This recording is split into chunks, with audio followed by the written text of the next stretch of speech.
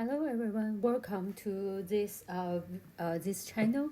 So I'm Dr. Vivian, and in this lecture we will continue our introduction of the actuarial science, or say the financial math.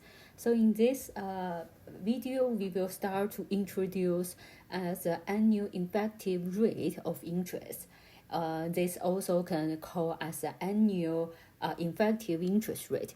So in our last video, we already introduced what the definition of the interest and interest rate. Actually, interest is just give us a quantified way to describe the time value of the money. So we also compute the interest rate, the definition in the last video. So if you haven't looked at that video, please look at the link for that video to get this information. So in this lecture, to introduce the annual effective rate of interest, which is one of the most important type of the interest rate. First, let's look at how many different type of the interest rate we have. So to discuss this, the first thing is we need to look at how we can differentiate different type of the interest rate. So the first way we can differentiate the interest rate is by the major period. So for this measurement period, this means what's the time loss we will compute. So as in the last video, we said to compute the interest rate, we will use the final balance minus the initial amount divided by the initial amount. So this final balance is how long we will consider. So here, if this is measured by the different value in the account between 1 year, this means we measured this as by yearly. And if this is by month, it means this is a monthly interest rate. If this is by quarter, which means the 3 months, then it means this is a quarterly interest rate. And in general, in the real world, the most common way we will describe the interest rate is measured in years. So this will give us an annual percentage, or say the annual difference between the final balance after 1 year minus compared with the initial amount at the beginning of this 1 year. So this is an annual interest rate. And then the second method to differentiate the interest rate is what we will do when we get the money at the end of each period. So based on this means if we will just keep this interest in the account, or in other words, we will reinvest this interest, or we will just collect this money or withdraw this money from the account. So here, if we will reinvest the interest we get, this means we compounding the interest. So based on this compounding interest, so you can think like, for example, if we deposit $100, and then by the end of the first year, based on some interest rate, we will get about, for example, $1 as interest. And then what we will do, we will no matter saving this $1, this $1 is paid to us, so we still keep this $1 in the account. So now we will have $101 in the account. And then at the end of the second year, what's the interest we get? This interest is use our the balance at the end of the first year times the interest rate. So in other words, this is $101 times 1%. So that means in this case, by the end of the second year, we will get $1 plus 1 cent as the interest for the second year. So you can see by the compounding interest system, the interest we will get more and more, although the interest rate is keep same. Okay, so now as this one, how can we compute the interest, or say decide the final balance of an account after several years. So let's look at this example together. So let's look at this example together. So suppose we deposit $100 into a saving account that will have a 10% interest rate per year. Then the question asks us to find the final balance after 3 years. So here, to understand this question and to kind of analyze what the information we have, this is really common in the financial math or the accuracy science. We will draw a graph about this cash flow. So what this means? This means here we will draw a straight line with the array. So here, for example, let me first, this is our solution. And what we will do is we will draw a line which will show the time pass all the time point here. So we will have this as a straight line here, and then on the right we will have a array. So this array is tell us about the time is from left to right. And then here we will have the information about the time point under this array. And then we have the information about the dollars as the money above this array.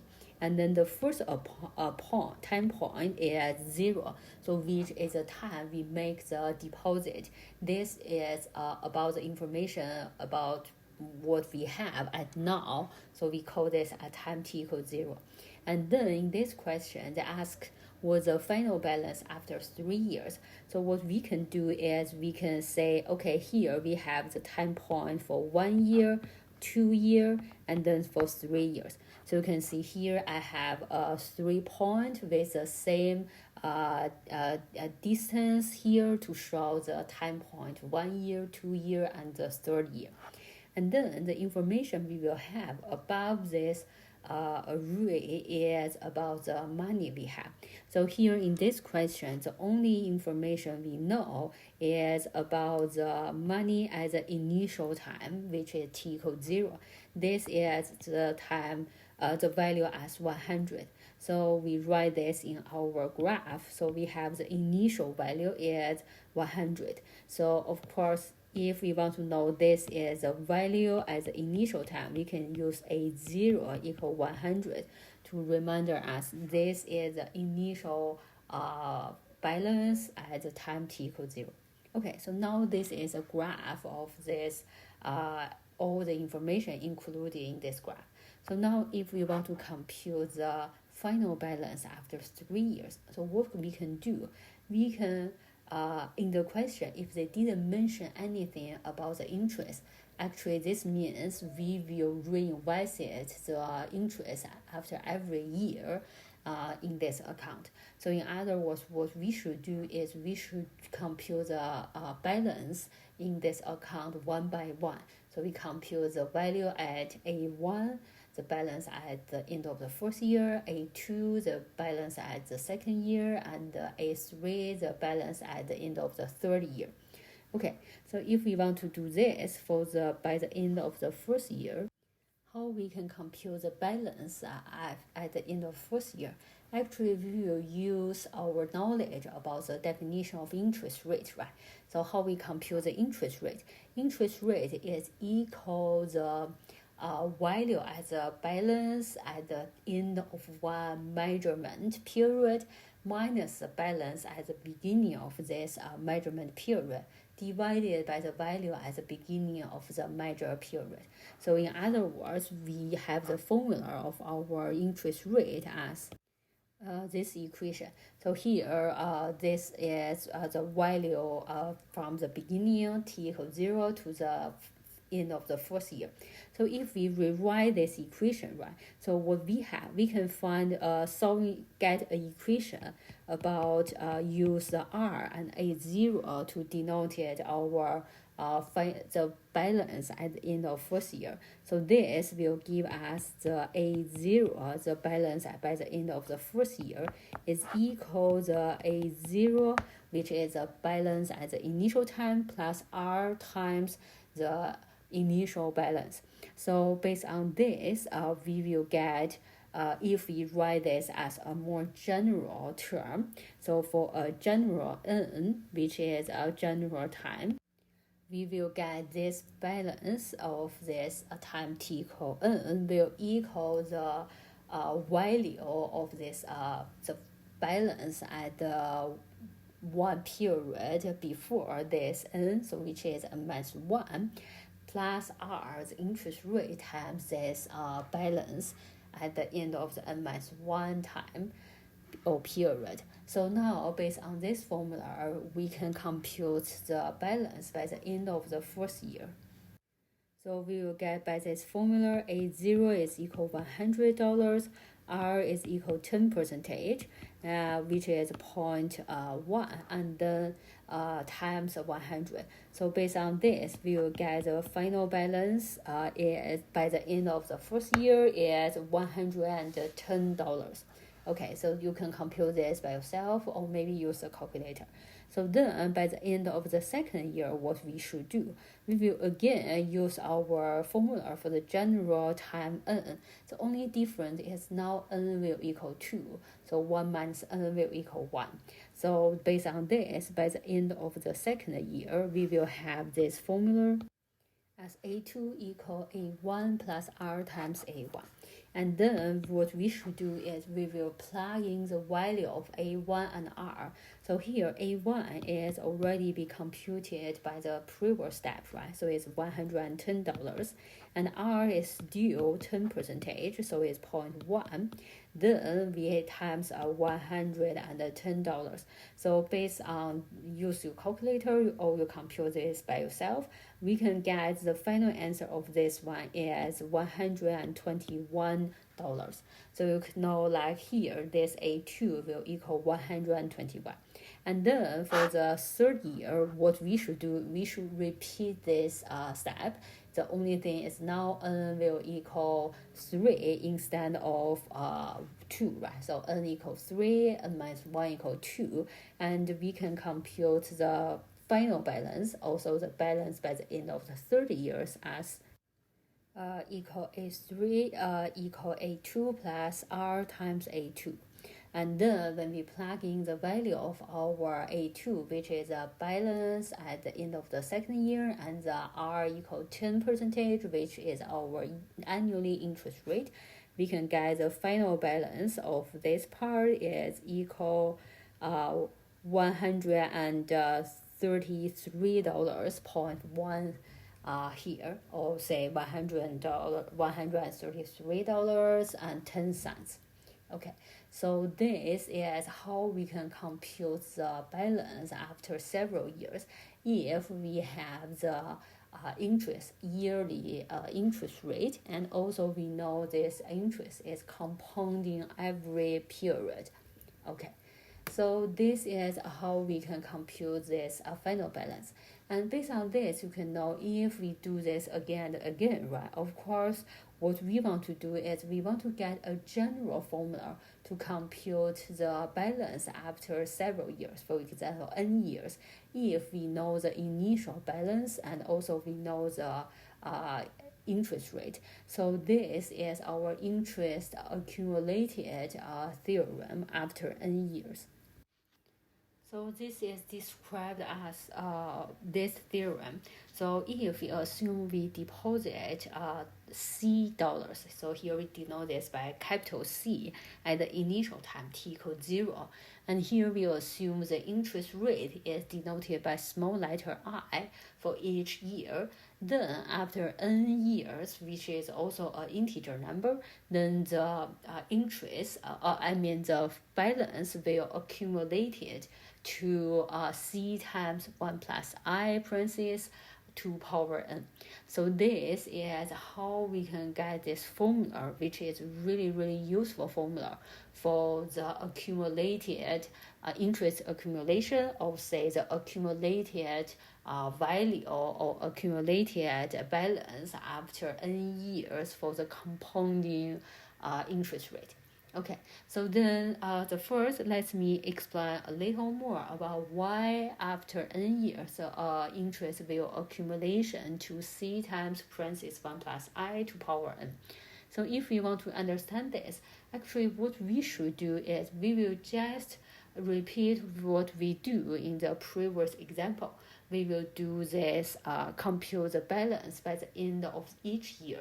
The only thing is instead of compute the value by calculator for each step, so now we will keep this value or as a formula or as an equation and find some rule about this. So let's we do this together. So at the initial time t equals 0, now what's the money we have in this account? So of course we know here A0 is equal the money in the account, which is just denoted by capital C. It could be $100, $1,000, or 1 million, no matter what. It's just some constant number. Then the second is by the end of the next year, which is by the end of the fourth year. So now what the value we will have in this account? By our previous example, we know this is use our A0 plus the interest rate. Here we use I, right, to times this value in this balance at the initial time. So here, instead of write this equation, here, so what we have, we will know A0 is equal C. So the equation will become C plus I times C. And then by our knowledge in the algebra, we know actually we can rewrite this term as C times parentheses 1 plus I. So it's kind of we grew by C. Okay, so this is what we have at the end of the first year. And then by the end of the second year, what we have is by the end of the second year, now this is the time t equal 2. So based on our previous example, we know in this case, we will have our A2 is equal the value at 1 year before this second year, so it's at the end of the first year, plus the interest rate times this balance by the end of the first year. So here what we have is we know we can plug in the equation of our A1 from the previous step, right? So this is C1 plus I times C1 plus I. And then we know for this two term, we both have C times parentheses 1 plus I. So we will group this, so which will give us the common term 1 times parentheses 1 plus I, and the left is 1 for the first term and I for the second term. So we will have the parentheses 1 plus I again. So if we rewrite this in a simple formula, we will have this is C times parentheses 1 plus I to square. Okay, so this is what we have for the end of the second year. So now what we can do is we will do this a little more. So then by the end of the third year, we will have this A3 equal A2 plus I times A2. And then we will plug in the value of A2 from the previous step and try to group them. So we will have the equation will become C times 1 plus I square times parentheses 1 plus I. And then again, we write this in a simple form. We will have C times 1 plus I to Q. So now we can see actually by until here, we already find there is some general rule in the balance by the end of each year. If this is by the end of first year, we have C times 1 plus I. Second year, 1 plus I squared. Third year, C times 1 plus Q. So here by our general rule here, or in mathematics, we can say this is by induction. We can find the general rules for any time n. The balance in this account by the end of the n years is C times 1 plus n to power 1 plus I to power n. Okay, so now if you compare this with our theorem, you can find that's why we will have the interest accumulation to after n years with interest rate as I per year is C times parentheses 1 plus I to power n. Okay, hopefully everyone is think this is clear. And then now if we have a more general case, which means if we have our interest rate is not a constant number. So it means, for example, here, the interest rate is same for each year. So for the first year, it's maybe 10%. For the second year, it keeps same until the last year, n. However, if the interest rate is different, what we should do? The only thing is we will keep these steps. The only thing is we compute the balance A1 by the end of the first year, we will use 1 plus I1 if we denoted the interest rate for the first year is I1. And for the second year, then if we use I2 to denote the interest rate in the second year, instead of use this I in the second term, we will change this I to I2, right? And here to I1, and then we will do this for each year. So in other words, now we can have a corollary for the more general version. If we still deposit C dollars in this account, and now the interest rate is denoted by I sub M for the M year. So of course here the year can range from 1 till, should be range from the 1 till the last year N. So then the interest will accumulate to C times parentheses 1 plus I times parentheses 1 plus I2 times the parentheses 1 plus until IN. Okay, so here this is kind of the product of C times 1 plus all of this interest rate for each year.